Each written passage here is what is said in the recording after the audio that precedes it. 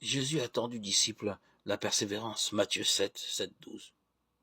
Toute action est vouée en partie à la lenteur et à une certaine proportion d'échecs.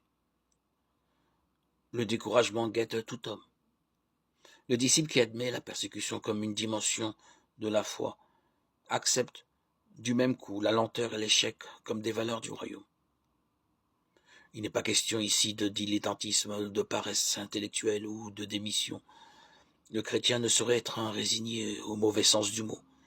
Simplement, il est prévenu que l'action missionnaire veut atteindre l'homme à un niveau trop profond pour qu'elle ne se heurte pas à de grands obstacles. En acceptant la contradiction, loin de démissionner, il apprend la persévérance et la ténacité. Demandez, l'on vous donnera, cherchez, vous trouverez, frappez, et l'on vous ouvrira. Matthieu 7, 7. Cette persévérance constitue l'une des qualités majeures du royaume, tant au plan de la vie spirituelle qu'à celui de la mission. Au plan du salut, est-il besoin de le souligner?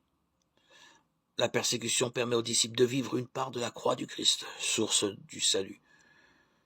Tout baptisé est un peu le Christ en croix. La persécution actualise cette mise en croix, cette mort à soi-même, condition du salut. En cela, la croix, et singulièrement la croix de la persécution, constitue le moyen et la condition de l'implantation du royaume.